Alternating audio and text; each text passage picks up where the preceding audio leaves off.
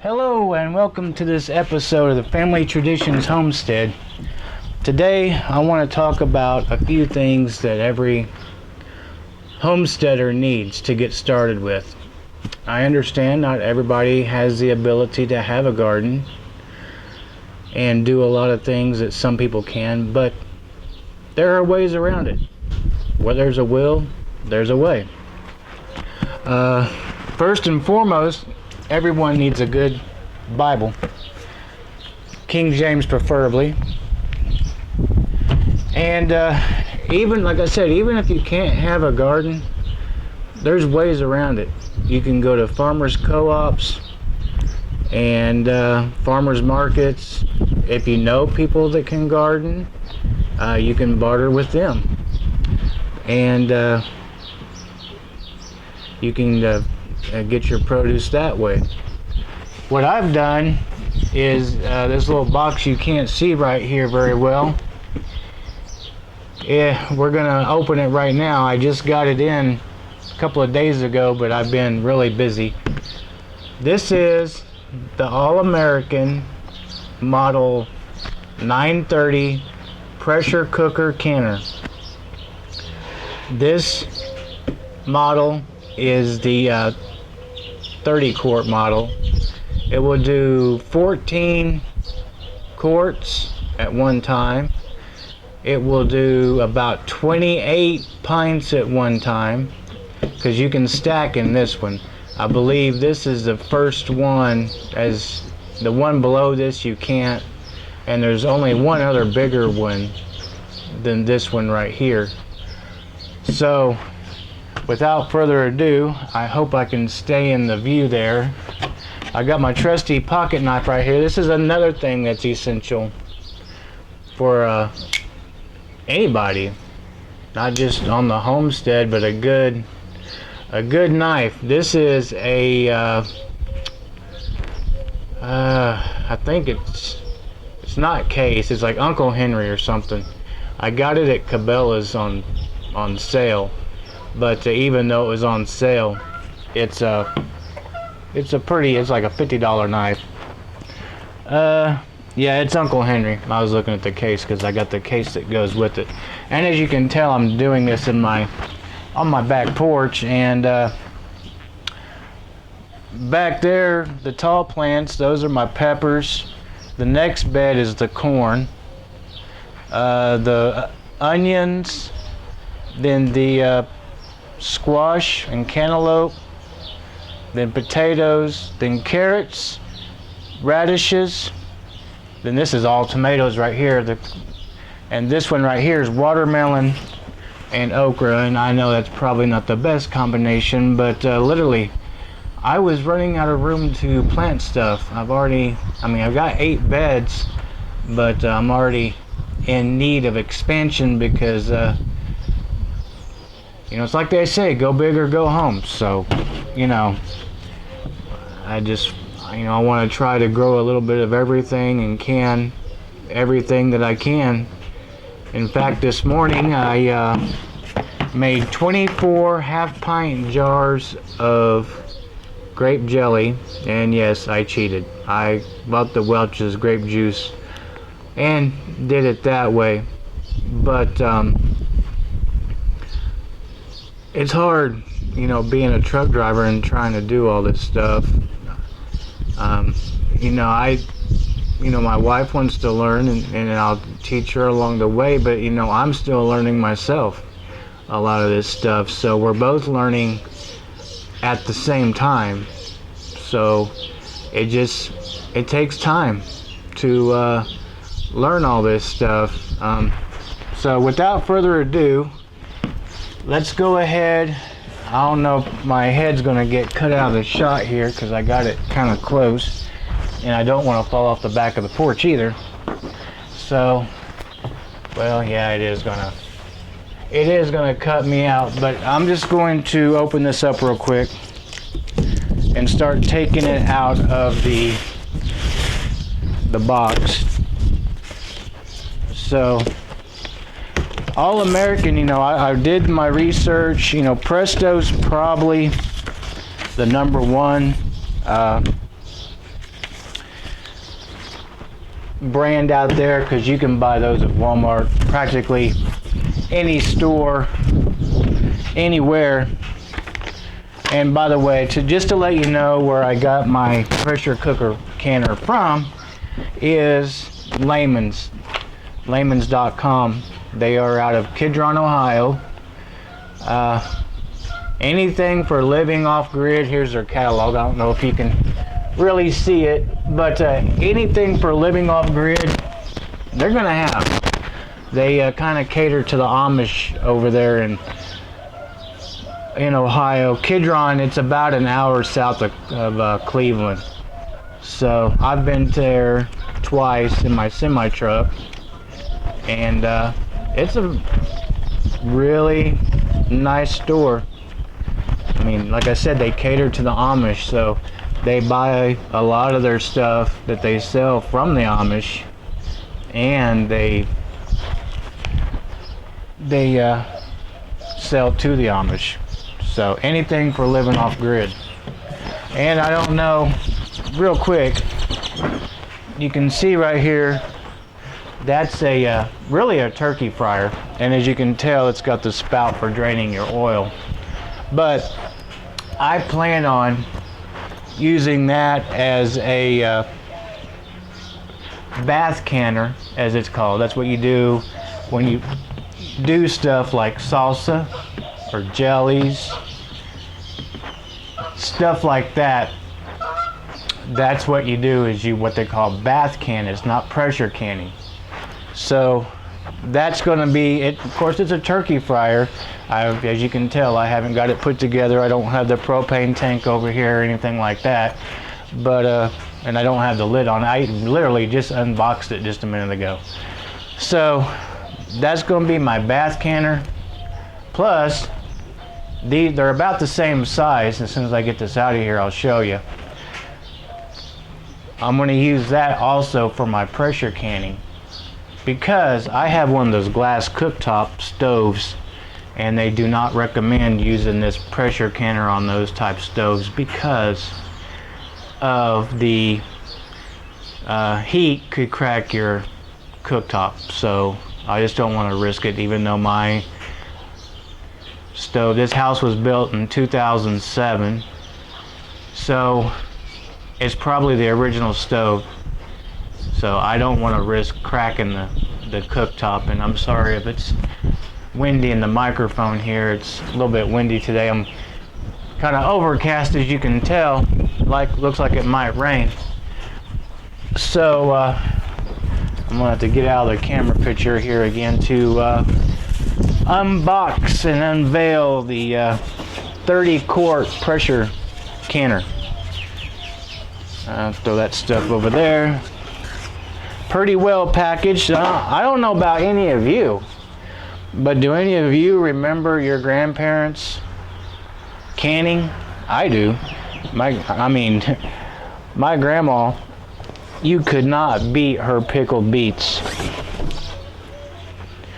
And the only time I've found anything that came close to hers was I was out in Ohio visiting a friend of mine, and they live outside of Amish country, and we went over there and he got some pickled beets. Oh, it was like grandma's cooking all over again. Those beets were just absolutely awesome. But anyway, okay, here it is. 30 quart, all American, made in the USA canner. And here's how I've watched many videos on different people using these canners.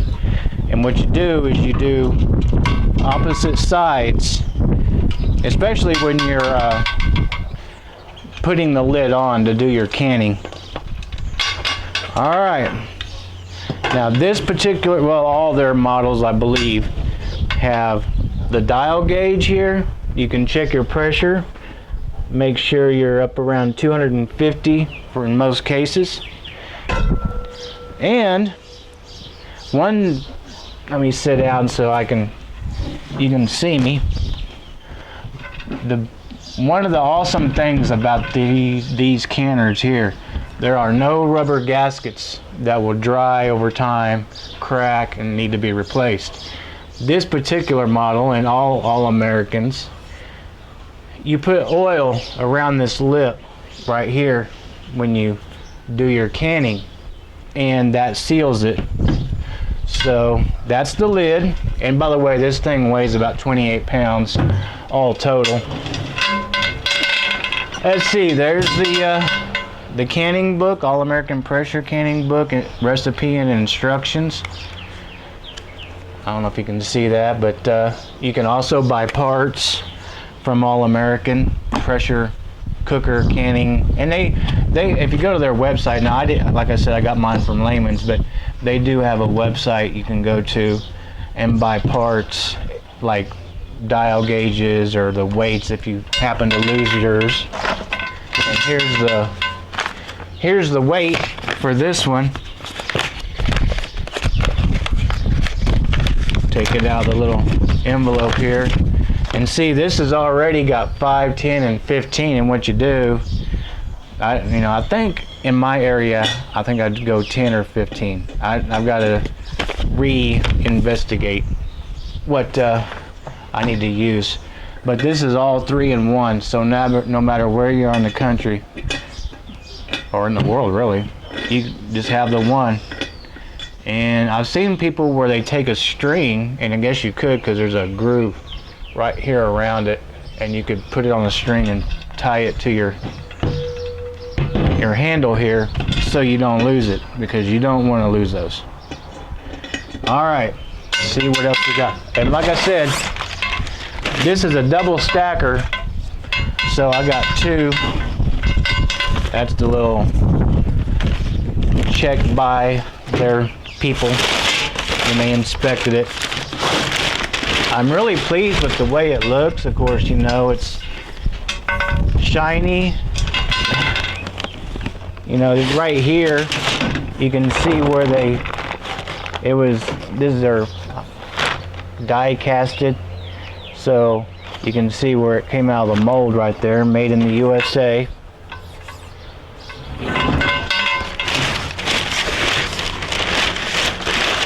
Take these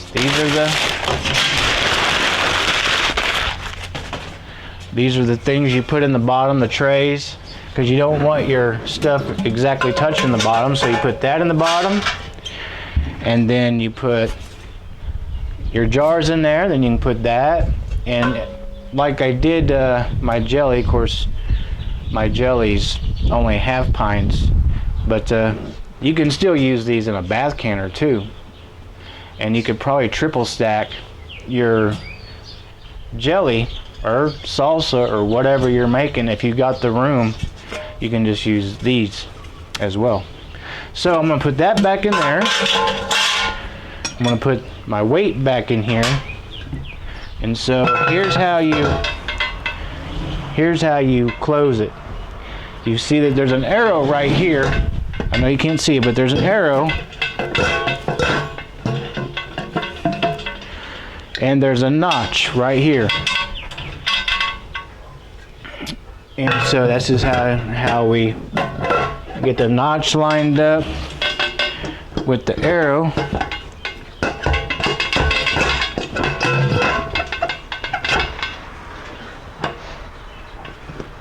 There we go. And what you do, like I said, when I was undoing it, you do opposite sides. That way you get even pressure and you don't have one side that gets hung up. And there you have it. These are made in Manitowoc, Wisconsin, if anybody was wondering. This is, like I said, the Model 930. The biggest, not the biggest one they make, there's one bigger. It's a 41.5 quart canner. And we're going to do some serious canning. We start harvesting our garden behind me. So here's what I'm going to show you. Take this over here. Now, of course, I've not done this yet, so when I look these are about the same diameter, so it should fit on here just fine, and it does. And I'll have my propane tank and be able to do my canning out here instead of in the house and risk running my stovetop. And I can also use this for doing a lot of other things like bath canning and such. So put this back over here, and you know, they take good care of their products. Like right here, that's the, I guess the lady's name is Steph. She's the one that inspected my shipment. Carefully packed for you in Dalton, Ohio, for layman's. And awning kits, stuff, just advertisements from the people. All right, that's that. Now let's go on to a few other things. Well, sticking with the canning portion at the moment. One thing about, if you've ever done any canning, if you haven't done any canning, this is one thing you cannot have too many of. Now, when I'm doing pressure canning, I've seen a lot of people, they'll reuse these as long as they're not damaged. But when you're doing jellies and bath canning, you always want to use new ones. So these are, I always buy ball because I just want everything to match. So I buy all ball jars, canning jars. I won't buy anything else. I'm just that way. I don't want a mixture of Kerr, Ball, Anchor, you know, whatever. And I know those Walmart brands, people advise against those because they're inferior quality. Now, if you want to use them to dry pack your beans in, or flour or rice, you know, fine. But as far as pressure canning or even bath canning, I wouldn't use those store brands. I've been told, and it does stand to reason, they are cheaper, and if you get what you pay for. So you buy cheap, you run the risk of your jars cracking and blowing up inside your pressure canner, or cracking in your bath canner and making a mess, and you just lost whatever you was canning. All right, another thing that I feel is really kind of indispensable. I mean this here can go for anybody. I mean, you don't have to be, they're just good to have. Okay, this is, I got this from 4patriots.com. They are solar battery packs for charging your cell phone, and my cell phone's not out here right now, or I would charge it, plug it in. I mean, you don't have to, they do store power, so if you let it charge in the window all day long, and then if you need to, you can charge your phone. Rechargeable flashlights, which I was going to bring my new rechargeable flashlight out here. That sucker, it's brighter than the lights in our room. I mean, it's just, I think it's 7,000 lumens. It's a Scorpio I got at the Love's truck stop, about $50. I used my Love's points to get it, and that thing would just, it'll blow you away. But anyway, see, it's flashing. I don't know if you can tell, it's flashing because with what little sunlight out here, it's charging the battery back up, and it's got a flashlight, and the flashlight's probably dead right now. Yeah, no, there it goes. It's got that solid And then it's got, well, it might be that it's too weak. It also has a strobe. Right now I don't want to do the strobe. I got one for everyone in my family, 2 boys and the wife. That way they can charge their cell phones in case of one of the many storms we have in Oklahoma. They can at least charge their cell phone. That's that. And those come from 4patriots.com, Patriot Power Cell. All right. I've had this book. This is an older version, but everybody right now that's preparing their family for whatever happens in the future, darker days ahead, this is, I think, a necessity right here. I guess you could call this the Bible for preparedness, because making the best of basics. This one is the one that came out in 2013. I got this, actually I got it at Layman's one of the times I was up there. In fact, they got an advertisement in here somewhere for Layman's. But anyway, this is indispensable. I mean, what you have in here, you have emergency numbers, and I would not advise writing in it. I would advise making copies of it and filling in the information. Here's one on family member records. You can make a copy of this and then have a folder with all your family documents in it, marriage license, birth certificates, stuff like that. This is just other family documents, but I mean, it has more than that. See, this is breakdowns of canned fruits and vegetables. They have advertisements in here for Berkey, and I don't have one. Water filters to filter out any harmful contaminants. If you're using like stream water, I would still advise boiling it, but it does filter your water. Here's how to prepare your poultry and wildlife. Basic herbal supplement efficiency guide has that in there. But I mean, this is no stretch of the imagination, doomsday prepper type stuff. It's just common sense stuff that, you know, it would help us prepare our families for whatever lies ahead, darker days or what. Anyway, so that's the family. They sell this on Amazon.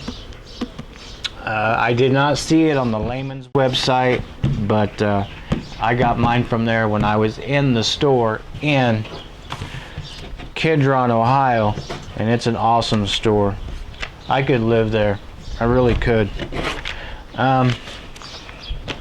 That's that. Now, back to gardening. This right here, this is insecticide, homemade insecticide. What it is 1 package of the cheapest chewing tobacco you can find. I got Taylor's Pride, but you put all that in there. You put about a half cup or so of ammonia, a teaspoon or so of dish soap, Dawn preferably. Then you fill it up the rest of the way with water and just set it in the sun to let it do its thing, and then you can spray that on your garden to control the pests. Also, another good one is neem oil. You can use that. But this is what my dad used back in the 90s when we were doing square foot gardening. He just did the tobacco and stuff. Other than that, you can see my garden is coming right along. We just got the tomatoes planted May 1st because I just got home from the road, and those are my potatoes, and I'm surprised my garlic is actually holding in there, because that was just store-bought garlic. I just soaked it. It started sprouting in the fridge, so I soaked it in some water for about 3 days, and it looked like it was putting on roots. So I come out here and planted it. There's about 4 or 5 of them out there, so we'll see how it goes, if it'll last a hot summer. And then of course the onions, and you know, Yah willing, we'll have a good harvest. We'll be able to put some food away, and not have to buy so much of that processed stuff at the grocery store. And one thing I would advise, and I probably won't do it today, it takes too long, and I have so much stuff to do. My wife tells me, you need to slow down, but I don't get that much time at home.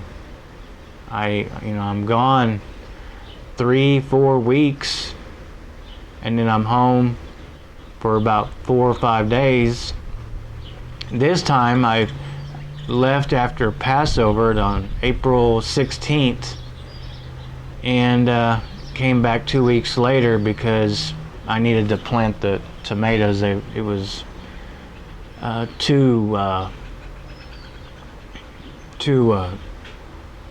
well, there was actually a frost just before I left, and so anyway, that's that.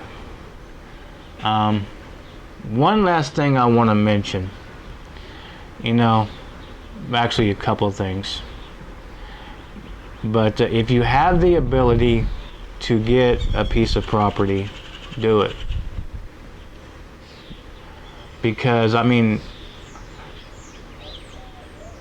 live 30 miles out of Oklahoma City, and like what happened in Michigan, it did happen in Oklahoma City, but not to that extent as it happened in Michigan. It could have, and it could have got out of hand really quick. So we need to prepare ourselves for what we need to protect our families. It's our responsibility. And Yah will protect all of us. Stay in His Word, cleanse our minds, be at peace,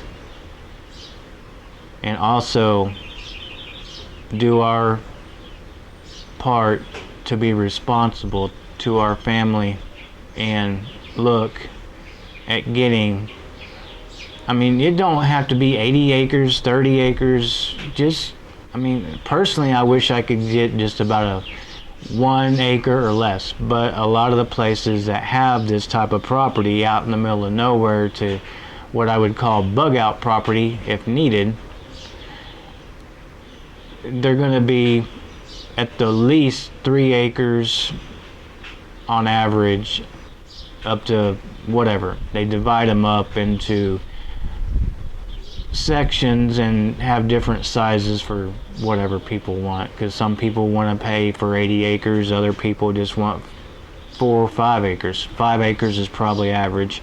Every once in a while you'll find plots under 5 acres, but they're very hard to come by, and usually when those size properties come up, they don't last, because not everybody wants an 80-acre spread. With that being said, we need to start taking care of our families, do what we can. It may sound like I'm some sort of doomsday prepper, the sky's falling and stuff like that. I'm just being proactive instead of reactive. it's too late when the stuff goes down to go out and buy a piece of property and get it set up and running. And who knows, it might be too late already. I don't know. Nobody knows. We just need to do our part to take care of our families. You know, it's like the cartoon with the man on the roof, and you know, he's praying to Elohim to save him from the roof, and you know, the helicopters come by, and he said, no, God, you know, Elohim's going to save me. Another helicopter comes by, says, no, I'm praying that Elohim will save me. And then another, anyway, the guy drowns, goes to heaven, and then he said, why didn't God save me? And the angel was like, yeah, he did. He sent 3 helicopters to come get you, but you refused them. So, you know, that's on you. So anyway, that's the moral of the story. You know, Yah does his part. On the other hand, we need to do our part to prepare ourselves spiritually and physically. So that's all I have for today. I don't get to make videos a lot. I've uploaded all my videos for when I made soap onto the YouTube channel called Old Family Traditions Homestead, and I